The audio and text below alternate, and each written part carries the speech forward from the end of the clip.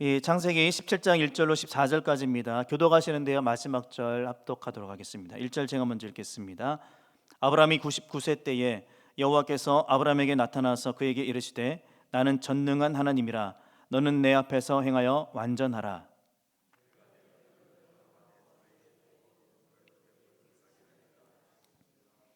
아브라함이 엎드렸더니 하나님이 또 그에게 말씀하여 이르시되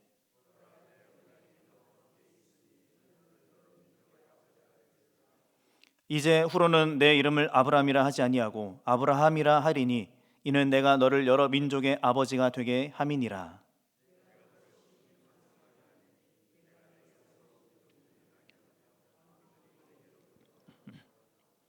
내가 내 언약을 나와 너 및 내 대대 후손 사이에 세워서 영원한 언약을 삼고 너와 내 후손의 하나님이 되리라.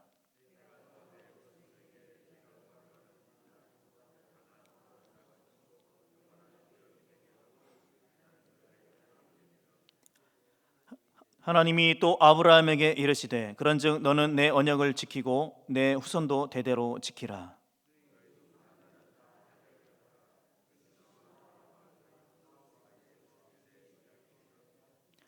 너희는 포피를 베어라. 이것이 나와 너희 사이의 언약의 표징이니라.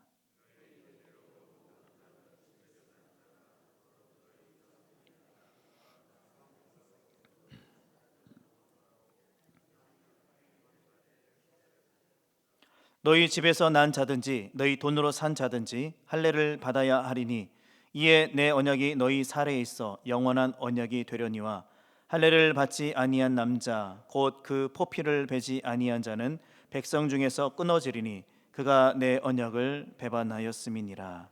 아멘. 성경에 보시면 언약이라는 단어가 많이 사용이 되고 있는데요. 하나님께서는 자기 백성들과 언약을 맺으신 경우가 많습니다.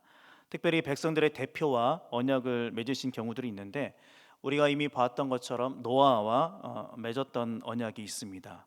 그리고 이후에 아브람과 맺은 언약이 있고요. 그 다음에 모세와 맺은 언약, 그리고 다윗과 맺은 언약도 있습니다. 사실 이 언약은요 하나님과 백성 사이에서만 맺어지는 것은 아닙니다. 사람과 사람 사이에서도 맺어지고요, 또 민족과 민족 사이에서도 맺어집니다. 우리가 사는 세상을 자세히 들여다보면 알게 모르게 우리는 수많은 약속 안에서 살아가고 있습니다. 예를 들면 신호등을 볼 때 빨간 불은 멈추고 녹색 불은 건너갑니다. 남자는 남자 화장실에 들어가고 여자는 여자 화장실에 들어가고, 마트가 쉬는 날이면 문을 닫기 때문에 장 보러 마트에 가지 않습니다. 이런 것들은 특별한 약속을 하지 않아도 우리가 자연스럽게 지키고 있는 약속들이죠. 그러니까 이런 약속을 우리가 지키며 살아가고 있습니다. 특별한 사유가 없다면 우리는 이런 약속들 안에서 기본적인 것들을 보장받게 되고요, 그 자격이 계속해서 유지가 됩니다. 이처럼 우리가 사는 세상에는요 우리가 느끼지 못하는 많은 약속이 있는데요, 우리 그리스도인들에게 가장 중요한 약속이 있습니다. 바로 하나님께서 우리와 맺으신 언약입니다. 이 언약의 독특한 점은 하나님을 믿기만 하면 하나님께서 의롭다 여겨주시고 우리에게 복을 내려주신다는 것입니다. 구약시대 언약을 보면은요, 언약을 체결할 때는요 일반적으로 자신보다 더 큰 권위를 힘입어서 맹세를 했습니다. 무슨 말이냐면 상대적으로 신분이 낮은 사람이 높은 사람에게 맹세를 했다는 것이죠. 그래서 자신의 약함을 인정하고 당신이 나보다 더 큽니다, 이것을 인정하는 것이죠. 이렇게 언약이 체결이 되면 선물을 교환하거나 잔치를 베풀거나 아니면 손을 들든지 신발을 벗든지 이런 행동들을 하는데, 이런 행동들을 하는 이유는 뭐냐면 이 언약 신실하게 지키겠다라는 일종의 약속인 것이죠. 그런데 하나님께서 인간에게 베푸신 언약은 다릅니다. 하나님보다 더 큰 권위자가 이 세상에 있습니까? 없습니다. 그럼 하나님은 누구에게 맹세를 합니까? 스스로에게 맹세를 하시는 겁니다. 무슨 말이냐면 하나님께서 피조물에게 일방적으로 약속을 베푸셨다는 말입니다. 이것을 좀 어려운 말인데요, 편무 언약이라고 합니다. 권위나 능력이 유력한 위치에 있는 쪽에서 주도하는 일방적인 언약이라고 할 수 있습니다.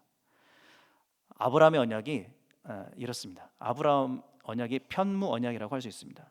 하나님께서는 아브라함을 통해서 자신의 언약을 이뤄가기를 바라셨던 것이죠. 그래서 오늘 본문에서도 하나님께서 이 아브라함에게 언약에 대해서 계속해서 말씀하고 있습니다. 1절에 보시면은요, 아브라함이 99세 때 하나님께서 아브라함에게 나타나셨습니다. 바로 앞에 9절 16장 16절을 보시면은요, 아브라함이 86세 때 하갈을 통해서 이스마엘을 낳았습니다. 자, 그러면 이스마엘은 지금 몇 살일까요? 13살이 된 겁니다. 13년의 시간이 흘렀다는 것이죠. 우리는 장술 한 장을 넘어가지만 그 안에는 13년의 세월이 들어 있습니다. 무슨 말이냐면, 생각을 해보면 하나님께서 13년 동안 자신의 약속을 이행하지 않으셨다는 것이고요, 또 아브라함은요 이제 자녀를 가질 수 없는 나이가 되었다는 말입니다. 자, 그렇다면 아브라함에게 이 이스마엘의 존재가 어떤 존재였을까요? 얼마나 사랑스러운 존재였을까 생각을 해볼 수 있습니다. 비록 하갈의 종이었던 하갈을 통해서 낳은 자식이지만 이 당시 문화는 뭐였냐면 종도 주인의 소유물입니다. 종은 인격체가 아닙니다. 그냥 물건입니다. 그러면 그 종이 낳은 자식은요 마찬가지입니다. 종의 소유물입니다. 하물며 주인이었던 아브라함에게서 아들을 낳아주었습니다. 그러면 이스마엘은 아브라함의 피를 이어받은 아들이지 않습니까? 얼마나 귀한 아들이겠습니까? 86세에 얻은 아들, 86세에 첫 아이를 품에 안았다고 한번 생각을 해보십시오. 얼마나 귀한 아들입니까? 제 얘기를 잠깐 말씀드리면, 저희도 막내를 40이 다 된 나이에 얻었습니다. 아내도 저랑 같은 나이인데 그 나이에 출산을 한다는 게 사실 뭐 쉬운 일은 아니었지만 병원에서 의사 선생님이 진료를 해주시면서 아들이라고 정확하게 말씀은 안 해주셨지만 밑에 무언가 달려있는 것 같습니다, 이렇게 이야기를 해주시는 순간 제가 이 복받쳐 오르는 감정을 참을 수가 없었습니다. 우리 딸 아이들한테는 뭐 서운할 수 있겠지만 막내가 아들이라는 것을 확인했을 때에 그 감정이 너무나 기뻤습니다. 아브라함의 심정이 아마도 그러지 않았을까 좀 헤아려 봅니다. 이어지는 아브라함과 하나님과의 대화를 보면 아마도 아브라함은요 이스마엘을 자신의 상속자로 삼으려고 했던 것 같습니다. 자, 그런데 그때에 하나님이 나타나셔서 말씀을 하십니다. 1절입니다. 나는 전능한 하나님이라 너는 내 앞에서 행하여 완전하라. 하나님은 어떻게 소개하고 있습니까? 자신을 전능한 하나님이다. 제가 히브리어로 말씀드리면 이렇게 말씀드립니다. 엘샤다이. 많이 들어보셨을 겁니다. 엘샤다이. 그 어원에 대한 최근의 연구 자료를 보면은요 의미가 이렇습니다. 권능 있는 분, 강한 분, 충만하신 분, 이렇게 해석을 하고 있습니다. 물론 이것도 정확한 것은 아닙니다. 그래서 엘샤다이가 갖고 있는 의미가 어떤 느낌이냐, 유명한 신학자인 고든 웬함이란 분이 이렇게 좀 설명을 했습니다. 샤다이는 하나님이 불임녀를 임신케 하여 자신의 약속을 성취하실 수 있다는 개념을 생각나게 한다. 무슨 말이냐면 평생 아이를 낳아보지 못했고 또 폐경기가 한참 지난 사라와 같은 그 여인이 아들을 낳도록 기적을 일으키는 것 같다. 그런 의미가 이 샤다이에 들어있다라는 것이죠. 그래서 어느 목사님은 또 이렇게 표현을 합니다. 하나님은 이미 충만하신 분이다. 능력에 부족함이 없으시다. 하나님은 천지를 창조하셨죠. 하나님의 능력은 이미 충분하십니다. 여러분, 충분하다는 것은 무엇입니까? 결핍이 없다는 말입니다. 그래서 하나님은 완전하신 분이십니다. 하나님은 또 불가능을 가능케 하신 분이십니다. 하나님의 능력은 무한하십니다. 우리의 지성으로는 이해할 수 없습니다. 우리는 이걸 기적이라고 하죠. 하나님은 한계가 없으시다. 그래서 우리는 무한하신 하나님이라고 이야기를 합니다. 하나님은요 이런 분이십니다. 자, 그리고 하나님은 계속해서 말씀하십니다. 내 앞에서 행하여 완전하라. 원어의 의미로 직역을 해보면 이렇습니다. 내 얼굴 앞에서 스스로 걸어가라. 그러면 하나님께서 지금 13년 만에 나타나셨거든요. 아브라함에게 13년 만에 나타나셔서 하시는 말씀이 나는 전능한 하나님이라 내 앞에서 행하여 완전하라. 이 말씀을 하고 있단 말이죠. 왜 이런 말씀을 하고 있을까요? 나타나셨으면 내가 너에게 했던 그 약속 알지? 내가 이렇게 이뤄줄게, 뭐 이런 말씀 하실 수 있잖아요. 근데 나타나시자마자 내 앞에서 행하여 완전하라. 무슨 말입니까? 아브라함이 하나님의 전능하심을 잊고 있었다는 것이죠.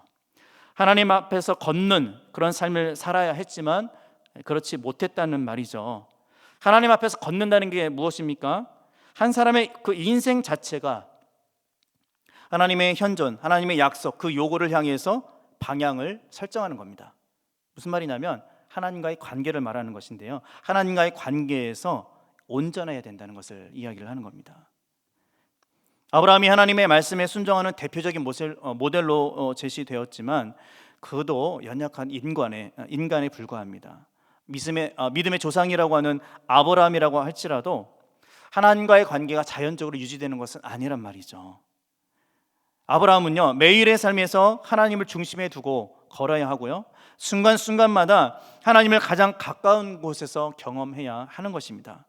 무슨 말이냐면 아브라함도 경건의 삶을 살아야 된다는 말입니다. 이것은 우리도 마찬가지입니다. 하나님의 얼굴 앞에서 걸어가는 삶이 되어야 합니다.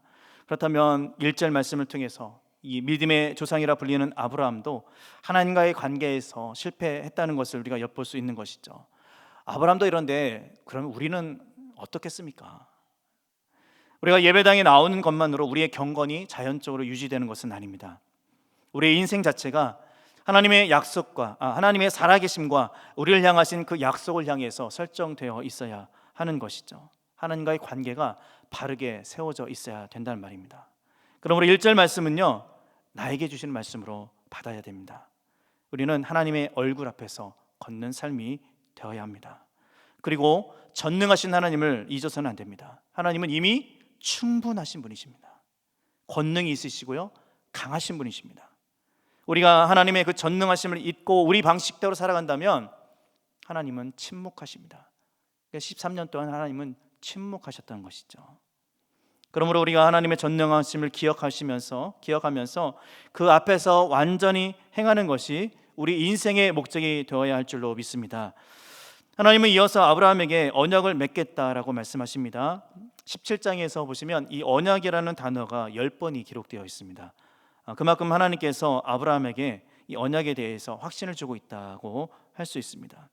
2절부터 8절까지 보시면 하나님께서 아브라함과 맺은 언약에 대한 내용이 기록되어 있는데 좀 5가지로 요약을 좀 해보겠습니다. 첫째, 내가 너로 심히 번성하게 하리라. 두 번째, 여러 민족의 아버지가 될지라. 세 번째, 수많은 왕들이 내게로부터 나오리라. 네 번째, 너와 내 후손의 하나님이 되리라. 다섯 번째, 가나안 땅을 영원한 기업으로 주리라. 하나님께서 아브라함과 언약을 맺으신 그 내용이 사실 15장에 다 기록되어 있습니다. 오늘 본문은요, 거의 같은 내용이 반복된다고 할 수 있는데요, 그럼 하나님은 똑같은 이야기를 한 번 더 반복하시는 건가? 그렇진 않습니다. 15장과 오늘 본문의 성격이 약간 좀 다르다고 할 수 있습니다. 아브라함과 언약은요, 이미 15장에서 체결이 되었습니다. 15장에서 언약이 체결되었고요, 오늘 본문에서는 하나님과 아브라함 사이에 수립된 그 언약을 유효하게 만든다라고 할 수 있습니다. 다시 말하면 하나님이 세우신 언약 반드시 성취된다는 내용을 오늘 본문에서 이야기를 하고 있는 것이죠. 5가지 언약의 내용을 잠시 좀 살펴보면 첫 번째, 크게 번성하게 하신다. 1장 28절 그리고 9장 1절의 말씀을 재확인시켜 주는 것입니다. 창조 때 주어졌던 그 복, 그리고 노아 홍수 이후에 온 인류에게 주셨던 그 복이 이제 아브라함을 통해서 현실화될 것이다 선언하시는 것이죠. 두 번째, 이름이 아브라함에서 아브라함으로 바뀝니다. 아브라함의 뜻은 무엇입니까? 여러 민족의 아버지라는 뜻입니다. 앞서 주셨던 번성하리라, 그 복은요, 단순히 별처럼 많은 후손을 줄 것이라는 그런 표현이었다면 여기서는요, 여러 민족의 아버지가 될 것이다 라는 그런 표현으로서 조금 더 그 내용이 강화되고 있습니다. 무슨 말이냐면 이 역시 하나님의 약속이 반드시 성취될 것이다 거듭 확증해 주고 있는 것이죠. 세 번째, 수많은 왕들이 내게로부터 나온다는 것이죠. 왕들에 대한 언급은요, 아브라함의 그 후손들이 누릴 권세를 암시하는 것인데, 특별히 다윗 가문의 왕들에 대한 그 계시로 볼 수 있습니다. 또 6절에 보시면 민족들이라고 되어 있는데 이스마엘을 포함하여 모든 자손을, 아브라함에게서 태어날 모든 후손들을 가리킵니다. 네 번째로 너와 내 후손이 하나님이 되신다, 7절인데요. 이 7절은 자신의 언약을 아브라함과 그의 후손으로 제안을 하고 있습니다. 아브라함의 하나님이 아브라함에게 아브라함의 하나님이 되어 주신 것처럼 그의 후손들에게도 하나님이 되어 주시겠다. 그리고 이 언약은 영원한 언약이다, 이렇게 말씀하고 있는데요. 영원한 언약이다. 사람이 그 언약을 파기할지라도 하나님은 그 언약을 영원히 신실하게 지키실 것이다 라는 그런 말씀이죠. 마지막 다섯 번째, 땅에 대한 약속입니다. 가나안 땅을 영원한 기업으로 주시겠다 말씀하고 있습니다. 아브라함은요, 지금 가나안 땅에 이방인으로 객으로 살고 있습니다. 하지만 그의 후손들은 이제 그 땅을 차지하고 그 땅의 주인이 될 것이다. 이스라엘 역사를 보면 사실 그렇습니다. 가나안 땅은요, 빼앗겼다가 되찾고 빼앗겼다 되찾고 이런 일들이 계속해서 반복되는 것을 보게 됩니다. 바벨론 포로를 보시면 70년 만에 다시 돌아오게 되죠. 포로로 잡혀갔다가 70년 만에 다시 돌아와서 그 땅을 되찾은 적이 있었습니다. 지금의 이스라엘도 마찬가지입니다. 오랜 기간 외부의 침략으로 인해서 그 땅이 빼앗겼다가 1948년에 이스라엘이라는 이름으로 건국이 선포됩니다. 건국 이후에 1948년 건국 이후에도 여러 차례 전쟁이 일어났지만 여전히 그 땅을 우리는 이스라엘이라고 부릅니다. 하나님의 약속이 지금도 이어져 가고 있다는 것을 우리가 볼 수 있는 것이죠. 자, 여기서 우리가 한 가지 눈여겨봐야 될 것은 언약의 주체입니다. 처음에도 말씀드렸지만 이 모든 언약들은 하나님이 주시는 겁니다. 자, 2절부터 8절까지 그래서 보시면 내 언약은 이런 표현이 있는데 3번 기록되어 있습니다. 언약의 주체가 하나님이시라는 것이죠. 그래서 이것을 아까 편무 언약이라고 말씀을 드렸습니다. 자, 그러면 하나님께서는 왜 이런 언약을 체결하셨는가? 아브라함에게는요, 이 언약을 온전히 이행할 수 있는 능력이 없기 때문에 그렇습니다. 무슨 말이냐면 하나님께서 일방적으로 이 언약을 주시고 이것을 하나님의 전능하신 능력으로 온전히 완수하시겠다는 하나님의 의지가 여기에 담겨 있는 것이죠. 또 한 가지 내 언약에 담겨 있는 의미는 뭐냐면 하나님이 주신 이 언약을 어떻게 성취해 가는지 내가 보여주겠다라는 겁니다. 하나님이 아주 확고한 의지가 담겨 있는 것이죠. 반드시 내가 이루겠다는 겁니다. 우리가 하나님이 어떤 분이신지를 다시 한번 확인할 수 있습니다. 그래서 교리적으로 우리가 설명할 때 하나님의 불변성이라고 합니다. 하나님은 그 존재뿐만 아니라 완전성, 목적, 약속에 있어서 전혀 변경이 없으시다. 하나님의 약속은 반드시 성취됩니다. 그리고 그 약속을 따라 우리도 아브라함의 후손으로 칭함을 받게 되었습니다. 그러므로 아브라함에게 주신 그 언약은 아브라함만의 언약이 아니라 우리의 언약이기도 한 것입니다. 그렇다면 성경의 이 약속은요, 이 책 속에 머물러 있는 것이 아니라 지금도 나의 삶에서 현실이 되어야 한다는 것이죠. 나를 향하신 하나님의 그 약속을 바라보는 영적인 눈이 열리기를 축복합니다. 앞서 말씀드린 그 5가지의 언약이 아브라함에게만 주어진 것이 아니라 지금 우리에게도 동일하게 주어진 것이다 라고 할 수 있습니다. 물론 우리가 아브라함과 같은 성정을 가진 사람이 될 수는 없지만 하나님께서 아브라함을 통해서 그 언약을 성취해 가시는 것처럼 우리도 아브라함처럼 쓰임받는 존재가 될 수 있다는 말이죠. 우리 재능의 한계를 바라보는 것이 아니라 주님의 그 음성에 귀 기울이면서 하나님의 그 약속에 소망을 두시기 바랍니다. 하나님은 우리 모두가 아브라함과 같은 인생이 되시길 원하십니다. 우리를 통해서 하나님의 역사를 이뤄가기를 원하신다는 것이죠. 그러므로 우리가 주저앉아 있을 것이 아니라 우리에게 주신 그 약속을 따라서 나라와 민족과 열방을 위해서 쓰임받는 축복의 통로가 되시기를 축복합니다. 이어서 9절에서 하나님은요, 이 언약은 아브라함은 물론 이거니와 그의 후손들이 대대로 지켜야 된다 말씀하고 있습니다. 그리고 10절에 그 언약의 증표로 모든 남자가 할례를 행해야 된다 말씀하고 있습니다. 고든 웬함은요, 이것을 이렇게 해석을 합니다. 언약은 분명 하나님께서 먼저 아브라함에게 주신 것이다. 그러나 그 언약을 수용하고 확인하는 것은 아브라함과 후손들의 몫이다. 언약을 맺으신 주체는 하나님이라고 했습니다. 그러면 그 언약을 확증하는 것은 우리 인간의 역할이다. 다시 말하면 하나님이 언약을 주셨지만 인간은 그에 합당한 반응을 해야 된다. 그 반응이 뭡니까? 할례입니다. 할례.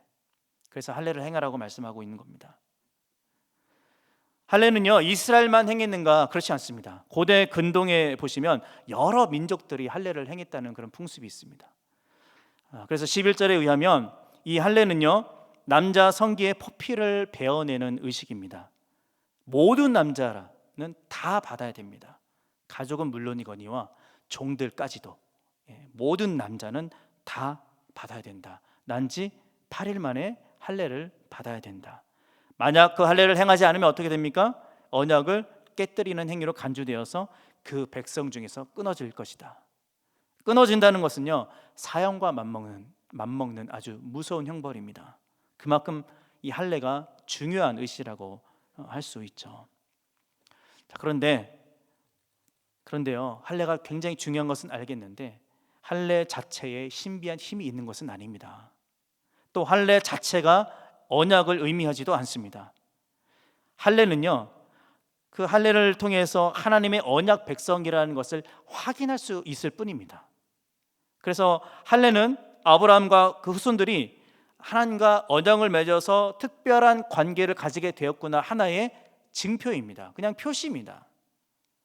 언약을 맺은 백성이 평생 몸에 지니고 다니면서 하나님께서 부르신 그 은혜를, 그 이유를 묵상하게 하는 몸에 지닌 영원한 흉터라고 할 수 있습니다. 그러니까 이 할례를 거부한다는 것은 무엇입니까? 곧 하나님을 거부하는 행위가 되는 것이죠. 그런데 우리는 할례를 바르게 이해할 수 있어야 됩니다. 유대인들은요, 아직도 이 할례를 행합니다. 그들은요, 육체적 이 할례를 통해서 아브라함의 공식적인 자녀가 된다고 믿고 있습니다. 혈통적으로 아브라함의 자녀이고 할례 백성이 되면 자동적으로 하나님의 자손이 된다, 이렇게 오해하고 있습니다. 그러면 아브라함이 의롭다함을 받은 것은 할례를 받기 전일까요? 후일까요? 언제일까요? 당연히 할례를 받기 전입니다. 의롭다함을 받았습니다. 아브라함이 의롭다함을 받았습니다. 이것은 할례 전입니까? 후입니까? 할례 전입니다. 왜요? 의롭다함을 받은 것은요, 할례를 행했기 때문이 아니라 마음으로 믿었기 때문에 그렇습니다. 그러므로 진정한 할례는 무엇입니까? 육신을 넘어서 마음으로 하는 것입니다. 그래서 성경에 보시면 마음의 할례에 대해서 여러 곳에서 기록을 하고 있습니다. 신명기 30장 6절 보겠습니다. 내 하나님 여호와께서 내 마음과 내 자손의 마음에 할례를 베푸사 너로 마음을 다하며 뜻을 다하여 내 하나님 여호와를 사랑하게 하사 너로 생명을 얻게 하실 것이며. 이 외에도 구약의 여러 본문에서 마음의 할례에 대해서 언급을 하고 있고요.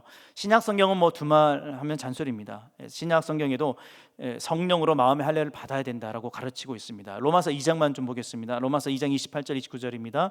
무릇 표면적 유대인이 유대인이 아니요 표면적 육신의 할례가 아니니라. 오직 이면적 유대인이 유대인이며 할례는 마음에 할지니 영에 있고 율법 조문에 있지 아니한 것이라.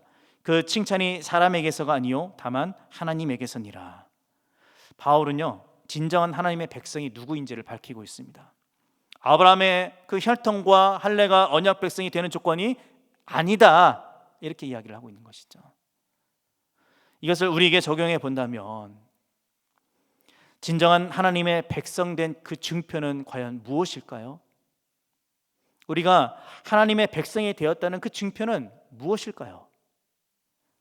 내가 하나님의 백성이라는 그 증표는요, 교회를 다니는 것입니까? 아닙니다. 우리가 하나님의 백성이라는 증표는 예수님을 믿는 겁니다. 우리가 교사로 찬양대로 열심을 내거나 또 직분자로 섬긴다고 할지라도 그런 봉사, 어떤 수고 헌신이 구원과 직결되는 것은 아닙니다. 예수님을 모른 채 교회를 다니다가 때가 되어서 직분을 받고 심지어 부르심을 있어서 신학까지 공부한다고 할지라도 예수 그리스도께서 십자가에서 흘리신 그 보혈을 깨닫지 못한다면 그 사람은 여전히 어둠에 머물러 있는 사람입니다. 하나님께 드리는 예물이요, 그냥 물질이 있고요, 헌금이 있습니다. 모든 것이 하나님께로부터 왔습니다라고 고백하면서 드리면 헌금이 되는 것이죠. 봉헌이 되는 것이죠. 봉사도 마찬가지입니다. 그냥 일을 하는 것이 아니라 정말 주님을 섬기는 마음으로 그런 자세로 교회와 사람을 섬기는 것이죠. 찬양도 마찬가지입니다. 음악이 아니라 정말 하늘을 향해서 올려드리는 가슴의 고백이 되어야 됩니다. 할례와 같은 이런 외적인 타이틀이 보장해 주는 것 아무것도 없습니다. 신자에게 중요한 질문은요, 그래서 본질적인 것이죠. 내가 예수님의 보혈을 몸에 적신 사람이 맞는가? 주님의 생명이 나의 가슴에 새겨져 있는가? 주님과 연합된 진실한 삶을 살고 있는가? 예수님을 따라가는 진실한 신앙인이 영적인 언약 백성이고 진정한 할례를 받은 사람입니다. 우리가 마음의 할례를 받은 자들이라면 영적인 언약 백성답게 살아야 하는 것이죠. 구약시대 할례를 몸에 행하여서 그 표시를 통해서 하나님의 언약 백성임을 기억하며 살았던 것처럼 신약시대를 살아가고 있는 우리는요, 예수 그리스도의 그 십자가를 가슴에 새김으로써 언약 백성임을 기억하며 살아가야 되는 것입니다.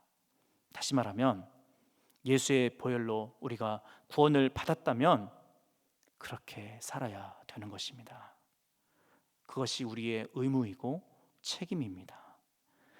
우리의 삶을 통해서 하나님의 약속이 성취되어 가기를 소망합니다. 그리고 하나님이 세우신 그 언약이 우리를 통해서 계속해서 이루어져 가기를 예수님 이름으로 축복합니다.